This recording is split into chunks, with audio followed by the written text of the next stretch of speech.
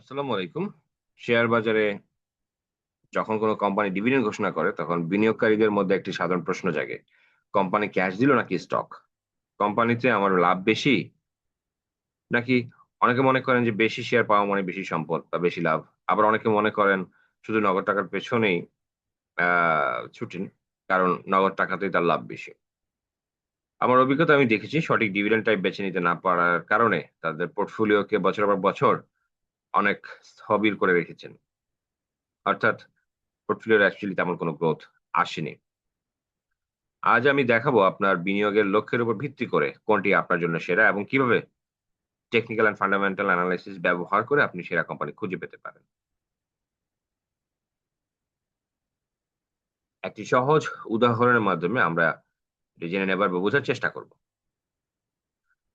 ধরুন আপনার একটি আম গাছ আছে। ক্যাশ ডিভিডেন্ড হলো গাছ থেকে আম পেড়ে তা বিক্রি করে নগদ টাকা পকেটে ভরা। আপনার গাছটি আগের মতোই রইলো কিন্তু আপনার হাতে কিছু লিকুইড মানি এলো। অন্যদিকে স্টক ডিভিডেন্ড হলো বাগান মালিক আপনাকে আম না দিয়ে একটি নতুন ছোট চারা গাছ দিল। এতে আপনার বাগানে গাছের সংখ্যা বাড়লো, কিন্তু এই মুহূর্তে আপনার পকেটে কোনো টাকা এলো না। ভবিষ্যতে এই নতুন চারা বড় হয়ে আপনাকে যখন আবার আম দিবে তখন আপনি বেশি ফলন পেলেন। অর্থাৎ ক্যাশ হলো বর্তমানে আয় আর স্টক হলো ভবিষ্যতের প্রবৃদ্ধি। দীর্ঘমেয়াদে আ ইনভেস্টমেন্ট অথবা স্বল্প মেয়াদী ইনভেস্টমেন্ট, এই ২ টার মধ্যে আপনার গোল কোনটা হওয়া উচিত? প্রশ্ন হলো আপনি কোনটা নিবেন? এটি নির্ভর করে আপনার বিনিয়োগের মেয়াদের উপরে। আপনি যদি স্বল্পমেয়াদী বা শর্ট টার্ম ইনভেস্টর হন, তবে ক্যাশ ডিভিডেন্ড আপনার জন্য সেরা। কারণ এটি আপনাকে তাৎক্ষণিক মুনাফা দেয়। কিন্তু আপনি যদি দীর্ঘমেয়াদী বা লং টার্ম ইনভেস্টমেন্ট ইনভেস্টর হয়ে থাকেন এবং আপনার লক্ষ্য যদি হয় বড় সম্পদ গড়া, তবে স্টক ডিভিডেন্ড বা বোনাস শেয়ার আপনাকে কম্পাউন্ডিং এর সুবিধা দিবে। ৫ বা ১০ বছর পর আপনার শেয়ার সংখ্যা বৃদ্ধির কারণে মোট সম্পদের পরিমাণ বহুগুণ বেড়ে যেতে পারে।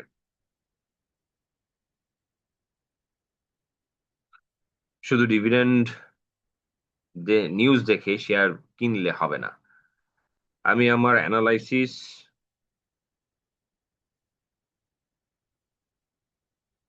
দু এনালাইসিস এ ২ টি বিষয়কে প্রাধান্য দেই। প্রথমত ফান্ডামেন্টাল। আমরা দেখি কোম্পানির পে আউট রেশিও কত, ফ্রি ক্যাশ ফ্লো পজিটিভ কিনা, কোম্পানি কি সত্যি লাভ করে ডিভিডেন্ড দিচ্ছে নাকি শুধু কাগজে কলমে। দ্বিতীয়ত হচ্ছে টেকনিক্যাল অ্যানালাইসিস। আমি সবসময় সাজেস্ট করি টেকনিক্যাল অ্যানালাইসিস এর কিছু গুরুত্বপূর্ণ টুলস আছে। তার মধ্যে অন্যতম হচ্ছে ইএমএ 90 বা 200 এর সাপোর্ট লেভেল চেক করতে। অর্থাৎ শেয়ারটি অনেক বেশি ওভারবট আ অথবা ওভারসোল্ড অবস্থায় আছে কিনা। ডিভিডেন্ড এর পরে বড় কারেকশন আপনার মূলধন আ অনেকটা কমিয়ে দিতে পারে বা ঝুঁকির মুখে পড়তে পারে। এই ধরনের বিষয়গুলো দেখে নেয়া।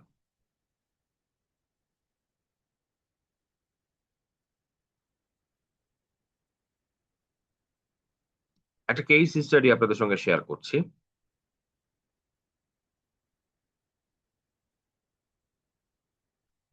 সেটা হচ্ছে আমার সেইসব দর্শকদের উদ্দেশ্যে আ কথা বলব, যারা বড় অঙ্কের ক্যাপিটাল ম্যানেজ করেন। ১৫ থেকে ১৭ কোটি টাকা বিনিয়োগ করে বছরে ৳১,০০,০০,০০০ কি ডিভিডেন্ড আয় করা সম্ভব? গাণিতিকভাবে উত্তর হলো হ্যাঁ, এবং শুধু গাণিতিকভাবে না, এটা প্র্যাকটিক্যালিও আমি আ করেছি এবং আ সেজন্যই আপনাদেরকে বলছি যে হ্যাঁ, এটা সম্ভব। যদি আমরা একটা প্রফেশনাল পোর্টফোলিও বাস্কেট তৈরি করি যেখানে গড় ইল্ড হবে ৬.৫%, তবে এটি লজিক্যাল ভাবেই অর্জনযোগ্য।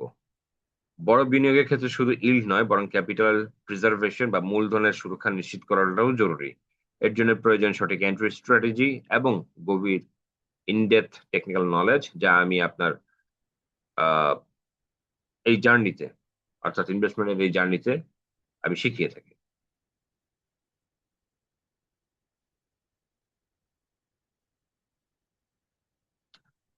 শেয়ার বাজার থেকে একটি সম্মানজনক প্যাসিভ ইনকাম তৈরি করতে হলে আপনাকে আবেগের বদলে ডাটা এবং লজিকের উপরে ভরসা করতে হবে।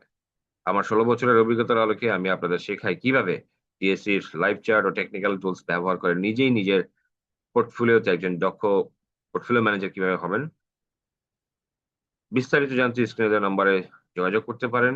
আপনার বিনিয়োগ হোক লজিক্যাল এবং নিরাপদ। দেখা হবে পরবর্তী ভিডিওতে।